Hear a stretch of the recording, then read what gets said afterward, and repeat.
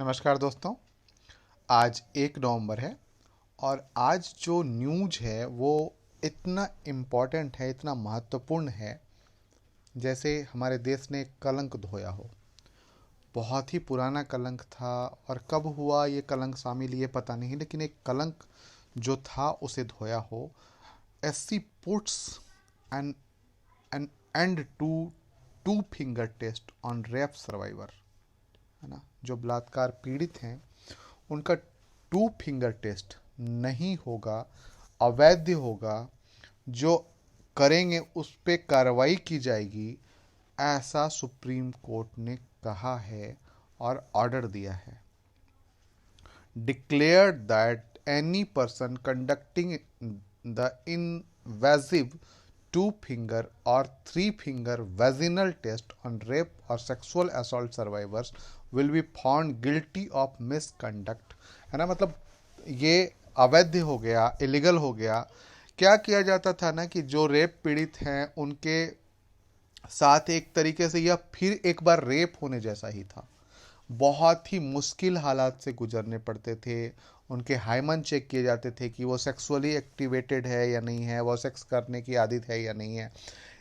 Supreme court ने कहा इससे कोई मतलब नहीं है कि वो सेक्स की आदि है या नहीं है।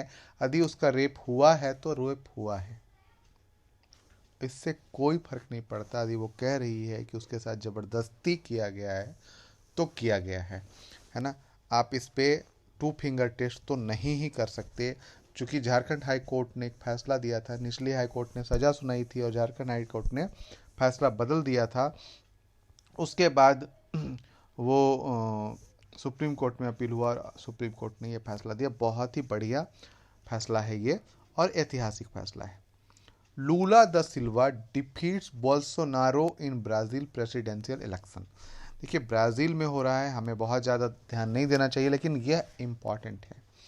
लूला डी सिल्वा 2 बार पहले भी राष्ट्रपति रह चुके हैं, 2 या 3 बार, मुझे परफेक्ट याद नहीं है, लेकिन 2 बार तो कम से कम रह चुके हैं और ये अगला उन्होंने जीता है बोल्सोनारो के खिलाफ, है ना।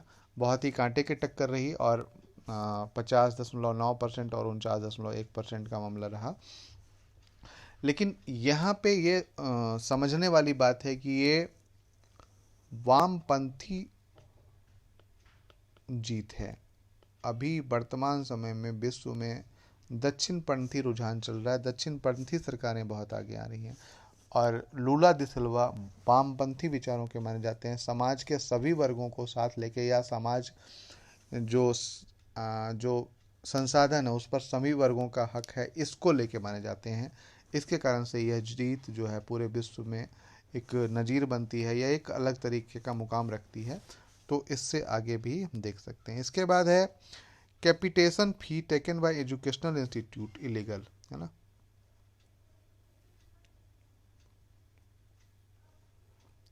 यहाँ पे एक कहा गया कि जो कैपिटेशन फी है ना, एजुकेशनल इंस्टीट्यूट द्वारा लिया जाता है कैपिटेशनल फी, वो इलीगल है, अवैध है। मद्रास हाई कोर्ट ने यह बोला है कि किसी भी तरीके से ये significant verdict the Madras high court on Monday held that any amount collected by educational institution in excess of the prescribed fee either directly or indirectly should be treated as capitation fee, even यहाँ तक कि if it happened to be a voluntary contribution donation and that the collection of capitation fee is illegal and punishable। मतलब किसी भी तरीके से देखा होगा आपने कि प्राइवेट संस्थाएं या प्राइवेट एजुकेशनल इंस्टीट्यूशन है, वो कैपिटेशन फी के नाम पर काफ़ी पैसा वसूलती हैं, है ना। ठीक है, तो काफ़ी पैसा वसूलती हैं और इसी को लेके ये कहा गया है ना। तो ये बढ़िया निर्णय है। खैर, इस पे आप मतलब देख सकते हैं कि आगे क्या होना चाहिए। इसके बाद है sequence of implementation EWS quota outcomes, है ना।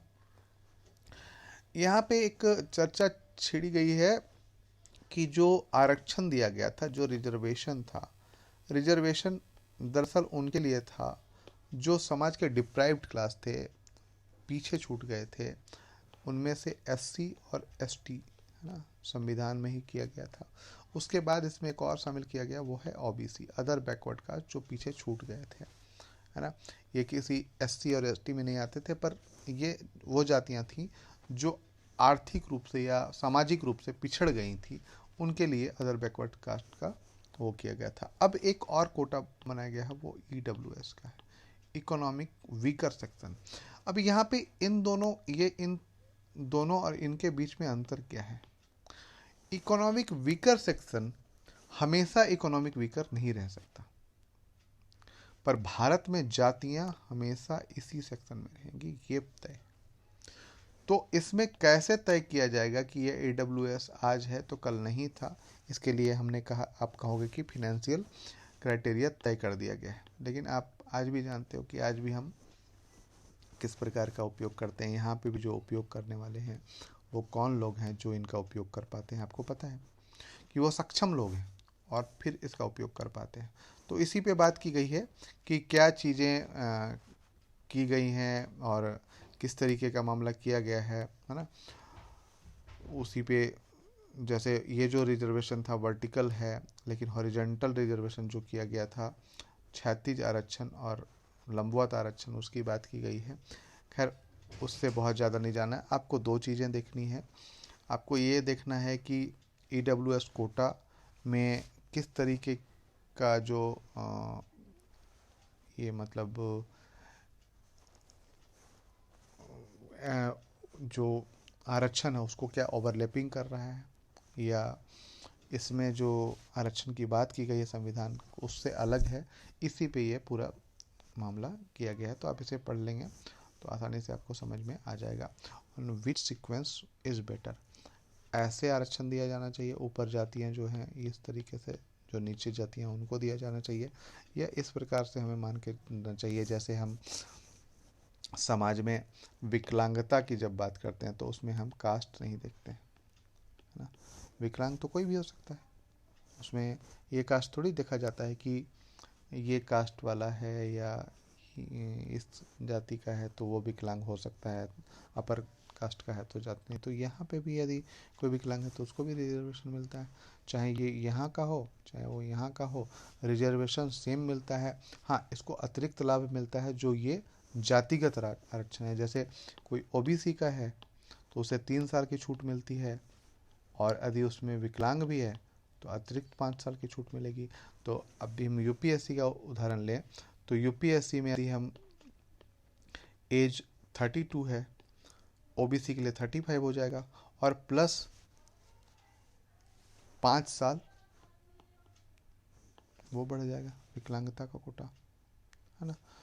लेकिन किसी भी कीमत में ये 42 साल से अधिक नहीं होगा, ये मामला माना गया है। या कुछ है ऐसा 42 या 38 या 39 साल है, उससे ऊपर नहीं हो सकता है, ये चीज़ें मानी गई हैं। तो वो आप देख लीजिएगा, ठीक है। तो इसी पे यहाँ पे चर्चा की गई कि कौन सा जो बेहतर है। खैर उसके बाद है the amendment of the IT rules 2021, है ना। अब आपको ये पढ़ना है जो आईटी रूल अमेंडमेंट किया गया है उसके डिटेल्स यहाँ पे, है ना। Why did ministry of electronics and IT invited feedback the draft amendment information technology intermediate guideline and digital media ethics code rule 2021, what are the function new grievance appeal committee. आपको कल बताया था कि grievance appeal committee होगी जब social media पे या इस तरीके के विवाद उत्पन्न होंगे तो उनके बारे में। तो आप यहाँ से एक बार पढ़िए और इसे पढ़ के नोट डाउन करिए, ठीक है।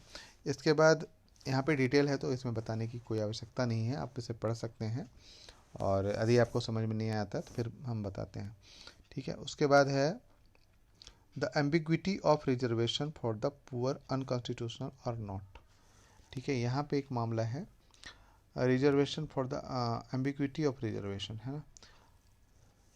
Concepted Constitutional Bench CGI UU Lalit heard multiple petition against reservation based solely on economic criteria introduced।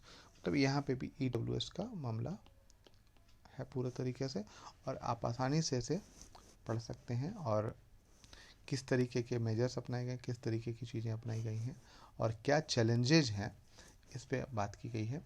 तो रिजर्वेशन तो दिया गया है, क्या वो संविधान के जो अनुच्छेद हैं उनको फुलफिल करता है, और क्या ये जो आर्टिकल्स हैं उनको चैलेंज नहीं करता, या क्या अदर रिजर्वेशंस हैं जो अदर रिजर्वेशन दे रहे हैं उनको प्रभावित नहीं करता है। इसके बारे में ये पूरी बात की गई है।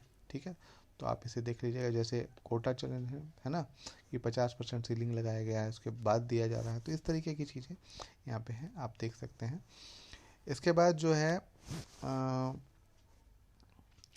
Decentralize MG NREGA for better implementation says government, है ना। डिसेंट्रलाइज की बात की गई है। डिसेंट्रलाइज जो बात की गई है वो ये समझिए कि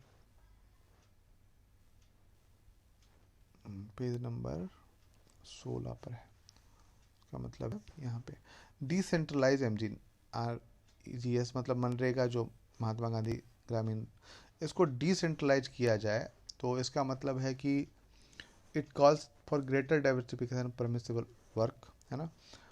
flexibility should be given the ground level to select type of work as per, मतलब यहाँ पे कहना यह है कि जो स्थानीय स्वशासन है या ग्राम पंचायत है या छोटे लेवल पे प्रशासनिक वो एरिया है, उस पर हम यदि बात करें तो इससे वर्क जो है उसकी क्षमता जो है, कार्य क्षमता जो है वो ज़्यादा बेहतर हो जाएगी। कर सकते हैं, ऐसा किया भी जाता है। जैसे मान लीजिए कि हमने एक स्कीम बनाई और सेंट्रली कर दिया, या इस तरीके से बात समझिए इसको कि हमने एक घर का मॉडल बना दिया, केंद्र ने एक घर का मॉडल बना दिया कि यहाँ किचन होगा, यहाँ एक बेडरूम होगा, यहाँ दूसरा बेडरूम होगा, यहाँ डाइनिंग होगा, है ना, और यहाँ बाथरूम होगा। इस तरीके का डिज़ाइन बना दिया, एंट्री होगा। ये हमने बना दिया एक हाउस डिज़ाइन, और केंद्र ने इम्प्लीमेंटेशन के लिए दे दिया।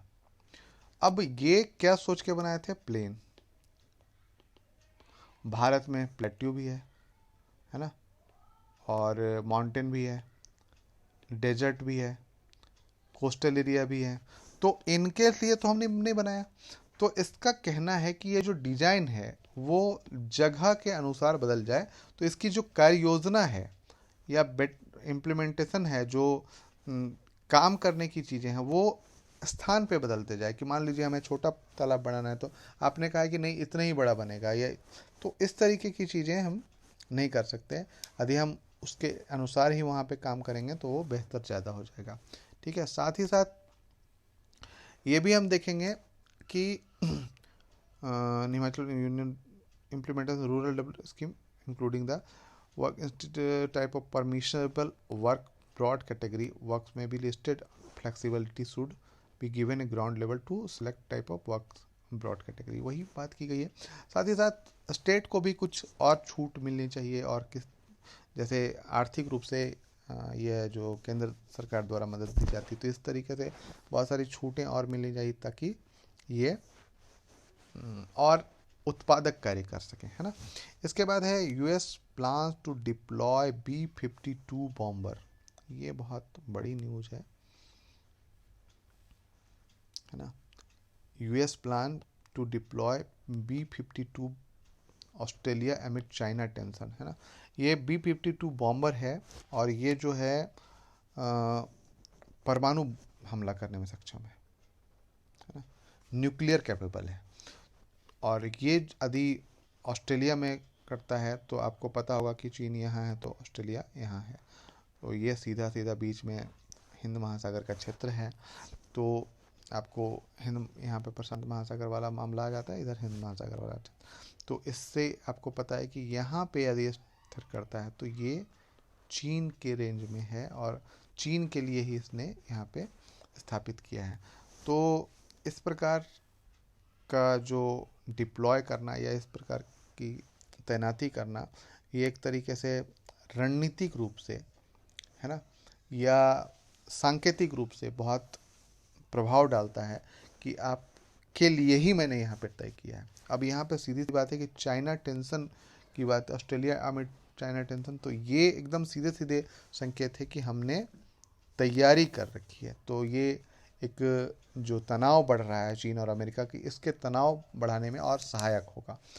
तो ये देखना है, और इसका प्रभाव ये होगा कि चीन और अमेरिका में और तनाव बढ़ेगा, और इसका मतलब होगा कि अमेरिकी कंपनियां चीन छोड़ेंगी और बहुत ज़्यादा हतोत्साहित किया जाएगा। इसी पे ये मतलब इसी के कारण से ये न्यूज़ इम्पॉर्टेंट है ना। इसके बाद है core sector output grew in September fastest in 3 month. बस इतना ही देखना है आपको कि कोर सेक्टर क्या होता है। ठीक है, कोर सेक्टर 8 हैं और इनको आपको देखना है। ठीक है, वो बढ़ रहे हैं। आज के लिए इतना ही दोस्तों। यदि आपने लाइक शेयर सब्सक्राइब नहीं किया तो प्लीज़ कर लें, और नियमित रहें, ध्यान से सुने और नोट्स बनाते चलें। धन्यवाद।